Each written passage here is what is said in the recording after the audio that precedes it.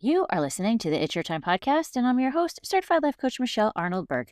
In today's episode, I'm discussing becoming the CEO of your health, energy, metabolism, and nervous system reset with Kellie Lupsha. Welcome to the It's Your Time podcast, the podcast where busy professionals like you get the practical solutions and support you need to gain control of your schedule so you can strive to be the best in your career, but without the stress and overwhelm. If you're looking to increase your energy and decrease your stress, you are in the right place. Hello. Welcome back to the podcast, friends. Okay, today I am sharing another amazing woman for you to check out. I recently had the privilege of talking to Kellie Lupsha. Kellie is the founder of Wellness Activated, host of the Thriving and Midlife podcast, and creator of the Activation First methodology and Systems over Symptoms philosophy. And after more than 30 years in the healthcare as a physical therapist, Kellie realized that most women aren't struggling because they lack information. They're exhausted because their system isn't activated. Can we all give a hell yes, right? Today, she helps women reclaim energy, strength, and clarity by activating their biology, rebuilding metabolic resilience, regulating the nervous system, and stepping into leadership over their health, what she calls becoming the CEO of your health. She is also the co-founder of the Wellness Activated Collective and creator of Activated Practice, supporting both women and practitioners in creating vibrant health and meaningful impact. Kellie's mission is simple: help women stop chasing symptoms, activate their whole system, and come alive again. We had so much fun talking about how to really step into being the CEO of your health, small steps that you can take today, not only to feel better, but to continue to prioritize your health. It matters. And how about this fun for just a little behind the scenes bit of info? I know Kellie through a coaching program that we are both a part of, and I love hearing her talk about her information. Weeks ago, in fact, I thought she'd be a really great guest, someone that you could learn from. And as we were talking before the recording, you would not believe what I found out. She also has a tie to Medtronic, and not only to Medtronic, the company, but to my division. Small world, folks, you never know. Trust the synchronicities. Okay, without further ado, please take a listen. Okay, this is going to be so much fun. Thank you for being here. Can we get started with just having you introduce yourself in a way that you most enjoy? Oh my gosh. Thank you so much, Michelle, for having me. Of course. So for all of you that mostly I'm new to, my name is Kellie Lupsha, and I've been in the health and wellness space for over 30 years as a physical therapist. But I've now recently, in the past 10 years, pivoted into women's health and longevity and really branded people's needing to be activated first, taking control of their body and teaching women to be empowered to become the CEO of their health. So I love that through my membership programs, as well as trying to cut through the noise of what's out there in the world of really how do we simplify it and make it easier than the complicated, complex thing we think health should be. Yes, that is such a great point. I love anything where we are empowering women. I love to talk about us being the CEO of our life. And we'll get to that. I guess before that, do you think, was there a pivotal moment that had you shift from the PT world into doing health coaching? Yeah, there was really two kind of moments that really made me shift. And the first moment was my dad, now almost 18 years ago, had passed away of cancer. And that made me peel back the curtain of why and start asking questions. And it really led me to our world of toxins and pollutants and chemicals and plastics. And I realized what I was doing as a physical therapist, I could help people so much more if I could help them start realizing how to optimize themselves at a cellular level. So it was that time that I started getting into genes and genetics and, nutrigenomics, and we brought in healing modalities into our clinic. And I knew beyond just physical therapy, like I could help people even more. And then I have 4 kids, and as our kids were getting older, and I'm like, what is going to be my exit strategy? Because my hands and my back, can't handle this forever. It's, it's pretty physical. And so, kind of in that whole same vein, I made a transition from my early 40s into my early 50s. And all the women around me were like, "You have more energy and vitality today, Kellie, than you ever did before." So I realized I was implementing all the things I was learning. And so Mhm. I could take that model and implement it for women. And I was like, that's it. When I decide to leave full-time practice, I'm going to be able to help serve women online and really leave a bigger footprint. Yes, I love that, and I love, especially as we're getting older, that idea of it's possible to have more energy. It's possible to not have this be the last chapter. Like, we can break the thoughts of, like, "Oh, you're getting old. It's time to start settling down." I feel the same way. I'm like, "No, no, no. The next chapter is gonna be even better." That's right. And what's so interesting, Michelle, that you say that is women want to jump to, like, give me this for weight loss, help me with my hormones, help me with my sleep. But what you just hit on was the identity that I can actually be well and thrive as I'm aging. Because this old concept of whatever is in my family history, oh, if I'm around 50, I should kind of feel like crap. That is ruminating and leading people like you can't have those thoughts and feel amazing, right? So the identity of no, you can like shed those old thoughts of how your health should be so that you can reclaim this beautifulness that's waiting to come out. Oh my gosh, I love that. I got chills when you said that because I think for so many women, and I talk to girlfriends, I talk to my sister, I talk to like so many women who their doctors even tell them, "Oh, it's just to be expected. Oh, it's just menopause. Oh, it's just whatever." And they just take it as if that's the truth. And Yeah. like, this is how it has to be. I'm so happy. Like, that's not where you're coming from. When you talk about being the CEO of your health, like, there are women who are just juggling so many things. Do you think, like, what is something in practice that somebody might be able to start doing or think about with the mindset shift that you talk about? Yeah, probably the number one thing is, and I'll speak for myself, but I'll speak in terms of this is kind of what I've seen, and probably you have as well. Women, as our parents' ages, didn't have options to do everything they wanted in life, right? A lot of them could be the nurse, the secretary, the teacher, or just take care of the children at home. We've all been brought up in the era that we can do it all. Mm. But what happened is instead of the shift of, well, I can do corporate America, but then let me have somebody help me at home. I can do this, but let me have somebody help me with other things. We just decided, oh, then we'll take care of our family and our household and we'll run businesses and we'll still volunteer and so we've literally run ourselves to exhaustion by the time we're in our 40s and we don't know how to get out of it. So the number one thing I would say is being able to realize that mentality of hustle and grind, because I would be the first to admit it, wearing the badge of busyness of, oh, you know what? I took the kids to soccer and I drove my daughter up to LA for acting and I still worked 8 hours a day. And I like, why was I so proud that I was so busy? That was the dumbest thing I could have been doing to myself, like killing my adrenals. But somehow we are like proud of that fact that we could just do it all. So the number one thing I would say for women is we have to shed that title and realize that is the number one thing that's causing us to start not feeling well, because all of our systems are going haywire right now from being too much and too busy and learning. And even the work you do, Michelle, we all have to start embodying this presence and time to reset.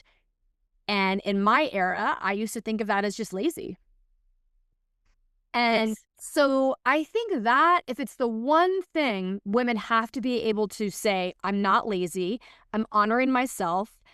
And I'm not saying like just go have a spa day with your girlfriends. No, that I'm not saying that. I'm saying on an everyday, regular basis, where do you fit in 5 and 10 minutes of reset, downtime? Go for a 10-minute walk, listen to your favorite podcast, journal, have a cup of tea, and just breathe. We're not doing any of that. And that is like the number one thing to get our systems to feel safe. Because sometimes we're like, oh, I'm safe, I'm not in danger. But our cells inside of us do not think we're safe. And if that's the case, there's no healing happening. Yeah, that is so spot on. I feel like that has been a lot of the work that I've done and that I try to talk to people about is especially in this industry, the busy badge of honor. It's like, no, no, I was busy. Or no, I was just telling a girlfriend that somebody once told me, like, I was so busy I didn't have time to brush my hair. And I was like, there might be something to consider. Like, let's just stop. And it is hard. I know even when I started doing this work, like you talk about taking the 5 minutes, I was trying to meditate for like 1 minute. I had the timer set and I was like peeking. Is it almost over yet? But now I see, like, since I have done this work that you're talking about, taking a break and not shaming myself for it, I get so much more done. When we talk about busy and productive, those are two different things. And you can be so much more productive if you just give yourself time to put Mhm. in priorities. That's exactly it. Yes. So everybody wants to jump to the shiny stuff. Before we really started this call, you had mentioned peptides, and right now that's like the talk of the town, and it's the shiny object out there. And there is a place for them, absolutely, but it's not the first thing that people should jump to because then you're just not even getting a root cause. When we really talk about functional medicine and the world of true healing, the bodies are a miracle and we were made to heal and we were made to thrive and work well. So we need to pause on all that extra shiny stuff and say, okay, what are the kind of key things? And my core going back to activating the body is really reducing inflammation and healing our gut. Like that's just foundational. What do you think are some of the foundational things to do for healing the gut? Because I'm sure I have some work to do in that area, especially like if we just think about caffeine, I have to imagine the amount that I take probably is not healthy at some level. My sister-in-law says for the heart, but I'm sure there's a combination going on. Yeah, and honestly, I mean, caffeine does have some health benefits, so I wouldn't even start there. Yeah, like, Okay, okay, thank you. maybe like chill out a little bit, or at least drink something that has L-theanine in it to kind of balance out the caffeine. Um, so these are the simplest things that we really don't realize are destroying the gut. One we just talked about was stress. Chronic stress, again, wreaks havoc in our gut health. And the second thing, and I think this is where the awareness is really happening, is our food that we're eating.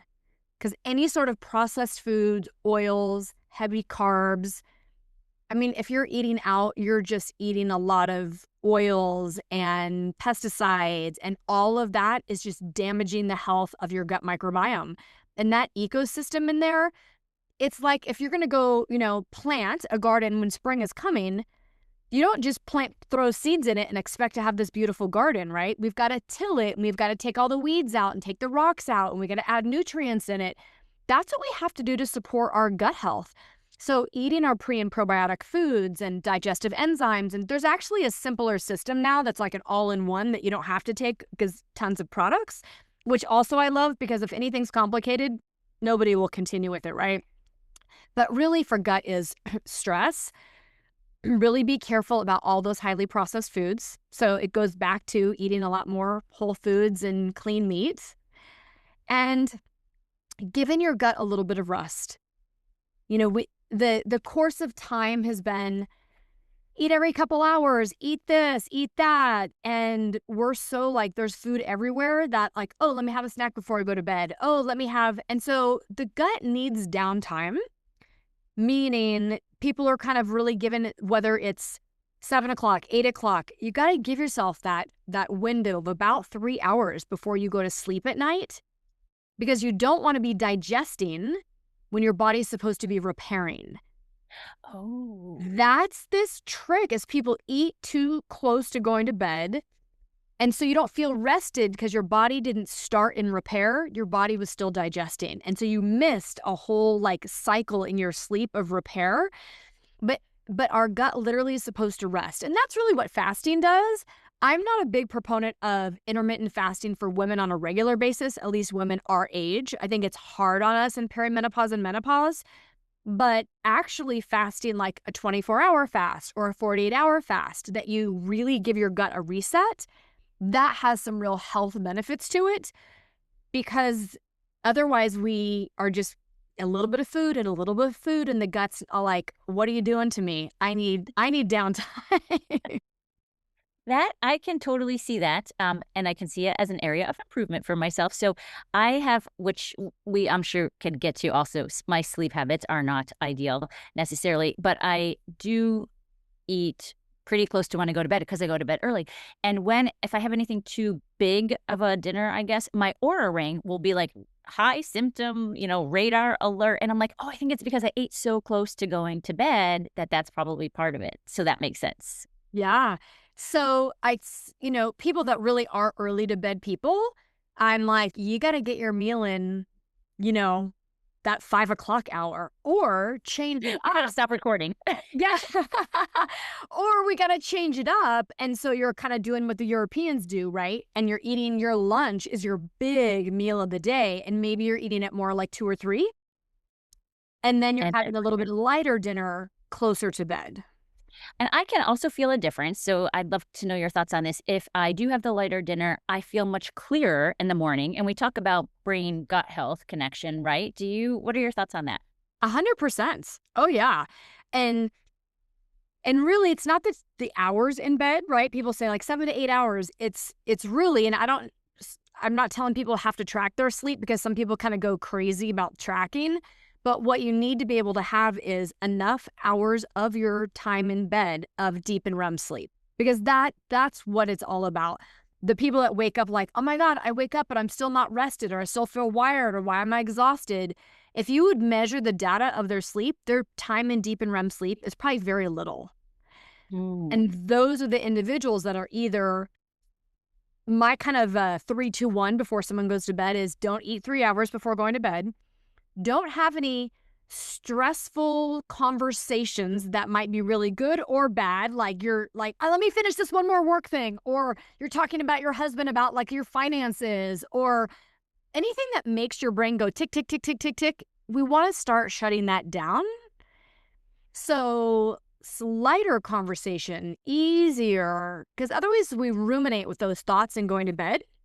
So kind of like helping the brain know, oh, I'm preparing for sleep, right? Mhm. This is downtime, quieter time. So 3 hours before bed, don't eat. 2 hours, watch your sort of alertness, conversation, high excitement ability. And then 1 hour before bed, really just we got to get off all screens. Mm. And if we can kind of have this wind down, all of the hormones go, oh, I see. I'm supposed to start working and putting us to bed. Ah. And then the reverse happens in the morning. When we wake up, immediately sunlight, movement, hydrate. And then all of the hormones start working to say, oh, it's like, let's boot up for the day. So it's kind of like piggybacking how you go to bed and how you wake up both determines sleep. So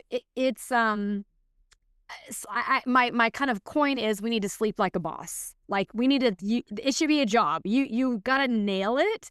And the last thing I'll say about sleep is I think if any of us walk into a fancy hotel room and we see like the luxury bed and the pillows and it looks so beautiful, we're like, oh my gosh, this is amazing. Create your own space like that. And it does not have to be expensive. You could paint something on your wall. Just go off Amazon and find like a beautiful duvet. Make it cozy, inviting, like, oh, I want to like, it just again helps the body create the environment that this environment is for sleep. This environment's not to work out. This environment's not like, this is an environment that is supposed to be for restoration. I love that, and I think that's such a great point too, to just even start with some small new habits. So we don't have TV in our bedroom, and I made sure, like, I have now a nice journal that I was given for Christmas with a beautiful little pen, to just kind of write some notes at the end of the day to tell myself what I did well, because I feel like for years and years and years, I would go to sleep thinking, "Oh, I didn't do that. I forgot to do that. I wish that doctor didn't say that." Like, all of the terrible things, right? So be intentional. What's really fascinating is there's neuroscience of how we sleep. Those cells get memorized. And so that's perfect what you're doing before you go to sleep. If you already embody the identity and of gratitude of what you did well and what you want to be and for the next day, so you're already setting yourself up for, gosh, tomorrow's going to be an amazing day and whose life am I going to bless? And I'm so, thankful for XYZ. You sleep the neuroscience and the cells memorize that. What's interesting is that time that you wake up in the morning, don't just like alarm clock, get out of bed, don't think.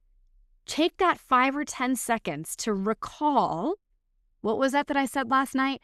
How did I want to act and be? What is that? Oh, I feel that. I am that. And quickly your thoughts and behaviors will change. Otherwise, the neuroscience says your day tomorrow is going to be exactly like your day yesterday. Yes. And then what does that give us? The same exact life that we've been living, and we wonder why we feel stuck. And we wonder why we feel stuck in our health, stuck in our jobs, stuck in our relationships, right? And so we just have to be more conscious. And what is really fascinating, Michelle, is when in our lives were we ever taught this? 100%. Yeah, unless we had a beautiful role model, and the majority of us never did.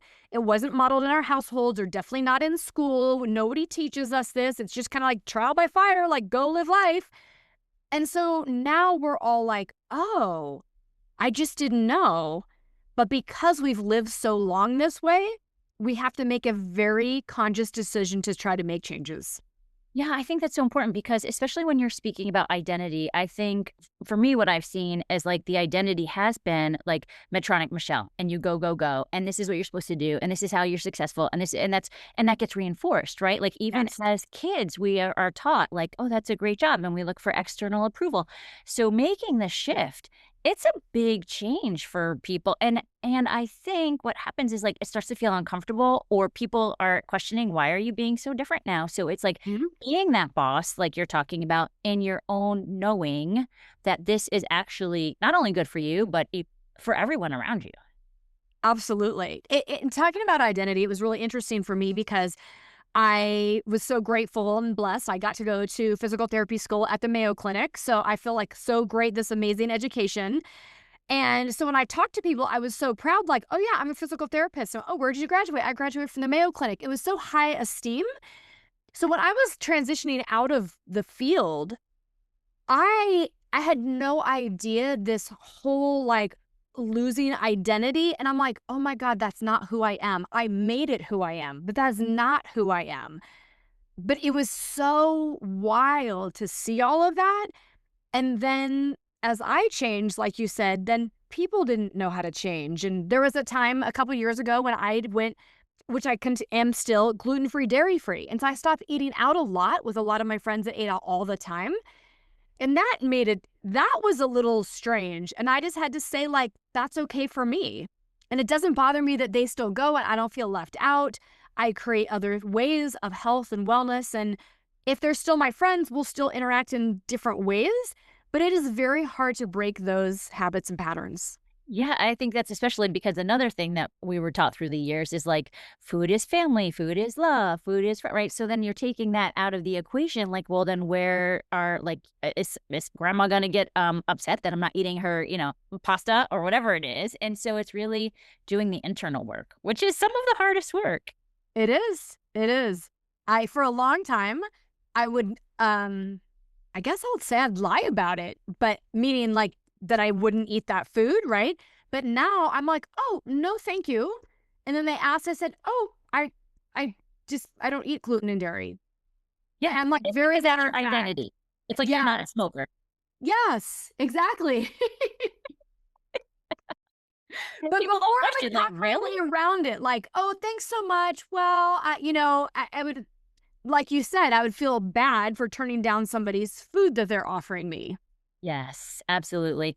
Um, what do you think is probably not one, but maybe your top barriers that you find with women to actually take the time to make themselves a priority and make their health a priority? I mean, honestly, a little bit of what we talked about as far as role models. They've not seen it been done, and they think it's going to be too hard. Mm, In their mind, it's like, I don't have the time. It's going to be too hard. And that barrier is like, time is just made up, right? And if we prioritize us, because I always say, like, if Mama Bear gets sick and Mama Bear goes down, everything shuts down. yeah, So we need to do what's actually the most important is to care for ourselves, to allow this to happen. Um, and really take control. And I'll say the second barrier is this whole gaslighting of women in medicine. It has been when women hit perimenopause and menopause, we will just all feel like this and just suck it up. And it's just life and it's just part of life. And so a lot of us have thought, oh, it's just part of the aging process and what will be, will be. But now we know let's just call it, in our 30s, we can actually start already losing muscle mass. In our 40s and hitting perimenopause, we are really losing muscle mass. So either women, we say, in 20 years from now, we talk a lot about in the membership, and I say, in 20 years from now, what do you want to be able to do? What do you see yourself doing? Are you traveling? Are you carrying your grandkids? Are you skiing in China? Are you or in Japan? Are you what do you want to be able to do? And if that's the case, now everyone, of course, is just like, oh, yeah, I'm going to be gardening. I'm like, they have all these things. I'm like, okay, great. So let's reverse engineer that. Now, what do you need to do today to ensure that? And one of those things is prioritizing lifting weights for women. And it's always been this big, oh, I'll go to the gym and I'll do Pilates, I'll do yoga, I'll do, knockout cardio, I'll go run. And all that did well and served us for years. But once we're hitting this midlife-ish phase, that's actually the worst thing that it can do for our hormones and our adrenals and everything. We need to just get a little bit of cardio for our cardiovascular health, but we need to lift weights with intention and heavy because it's our currency. Literally, it's going to help you with your weight loss. It's going to help you sleep. It's going to help you stay calm. It's going to help us do what we need to do. But muscle is your metabolic currency and your longevity. And that is the one thing that this weird thing of women and working out, I mean, we're starting to see it now, but none of us are doing it now. Like, how do I enter a gym? I don't know. I can't lift those things. What am I supposed to do? And we need to make it all okay.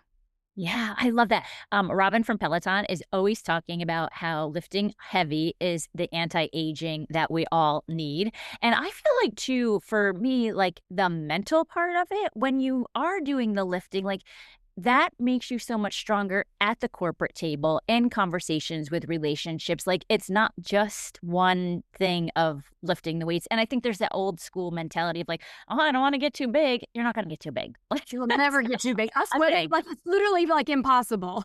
It's so crazy. Now you mentioned the membership. Can you tell people a little bit about that? Absolutely. So what we've realized is everybody is interested in healthcare outside of their traditional, because they're really looking at, all right, let's look at prevention and wellness and not just sick care. But to access services for that, most of the time people just say, I can't afford it. It's so expensive outside of my plan. I just can't afford it. And so I have partnered up with Dr. Heidi Aratzawal, who's a naturopath and a functional medicine doctor, to say, listen, we want a safe space for women to have access to functional medicine and answers and real health answers today, because you have a question today. You don't want to wait 3 months and 6 months for the answer. You want it now. But at the same time, you might not know you have questions, but other women in the space have questions. And you're like, oh my God, that's why this was happening to me. But you didn't know to answer the question. So there's a lot of community drives longevity, and we see that in blue zones and everything. And so us as women need to be with other women that want to raise each other up, support each other in this longevity, but also have access to real questions. Like even today in the membership, we do a deep dive once a month, and it was all about adrenals and adrenal health and what's that mean. And then they can ask, there's Q&A afterward. So the fact that they can get hands-on education with real life questions at their fingertips versus just guessing is amazing. And so there's really the basic membership that people can be in, where we run it twice a month. And then there's a higher level of those people that want all the blood work and gut testing and their genetics done. And if you want the whole deal, that's a little bit different, but we wanted the basic access for anybody and money to not be a barrier. I love that so much. I see when we talk about community too, even in some of the Facebook groups for perimenopause, menopause, there are women struggling, really struggling with depression and anxiety and all of these things that are just I feel so bad because I'm like, there are other options, but to your point, community jumps in and suggests different things. So I think it's always super helpful to have that as an option. And to your point is there's a lot of women out there, and I kind of call it like girlfriending, like, oh, me too. Oh, me too. You couldn't sleep. I couldn't sleep. So I'm like, no, let's ask a better question. So that's really in this membership is like, we're not complaining about all of this. We're like, this is actual steps about look at the systems that we're going to heal all this. And Yes. those communities are hard to find. Yeah, well, you mentioned it earlier. I feel like even before we started recording, I look to some of my friends and family members that they go to their doctor because I tell them this does not have to be this way. Like this sounds like perimenopause symptom. It doesn't have to. Oh, I went to my doctor. She said I'm not old enough. It's not perimenopause. It's not. I'm like, you're 40. It's totally.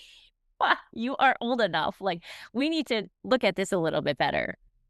Yes. So it's really, really fun to have access. So, and then we put on within the membership, we put on sometimes different master classes. We have upcoming the first 2 weeks of March, an energy upgrade challenge for anybody that wants to join and be a part of to learn that energy is something you generate. We create it. People are wondering, like, oh, did I just not grab the right, like, Starbucks coffee combination? Is that why I have no energy? Like, is there a peptide that can give me the energy, right? That's like, how? No, actually, there's foundational components that you can generate incredible energy, physically, mentally, everything. And people don't realize it that, oh, it's actually simpler than you think. So that's going to be really fun too. Oh my gosh, how can people get involved with that? Yeah, so I will send you the link that you can put in your show notes for all of your guests that they can join. And it's just going to be a 30-minute teaching, which of course, if you can't make it live, people will be able to look later. There is a little VIP upgrade if people want Q&A with Heidi and I at the end of every day. And it's really just like, hey, let's not wait to the end of 2026 to say, oh, I thought I was going to get a jump on my health. And then here we are. And so we know January has great intentions. February, it's like maybe. By March, everyone's like, oh my gosh. And so it's kind of like, it's a reset, right? Reboot, yeah. And it's to teach people you don't need 10 things and you don't need to have motivation up to here. Let's just make these small things that are going to have an effect on multiple systems. Yes. And make it simple. I love that. That's where you started, and that's kind of where we're coming here to a close. Have we missed anything? Oh my gosh. You know what? I really want women to know that there is so much hope and to not give up. Our bodies are absolutely amazing. And if you're not getting the right answers, to keep reaching out to people. And if you want to come check out our membership, that's great. We even have like a membership experience that people can come in and just like check it out one time, for like $11, something really low cost, just to say, do I like this girl, Kelly? Do I like this Dr. Heidi? And if not, okay. And if so, okay, great. You got a little taste. But really, it's just we want resources out there to truly help women say, I'd always feel like this.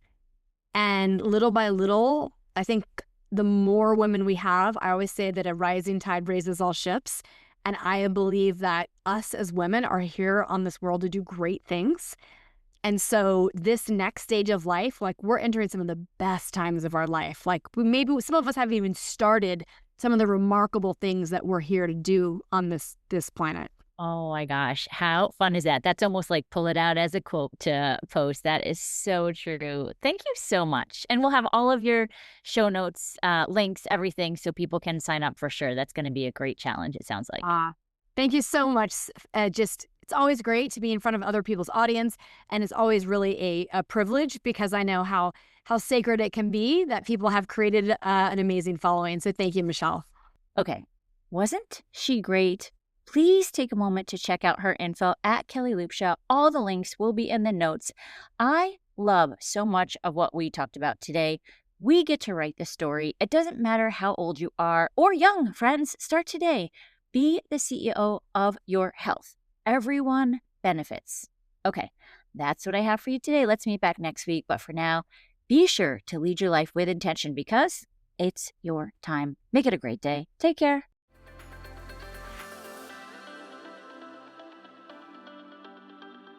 Did you know you can take this work to a deeper level with me one-on-one? Go to michelleburkecoaching.com and click on Get Started to begin.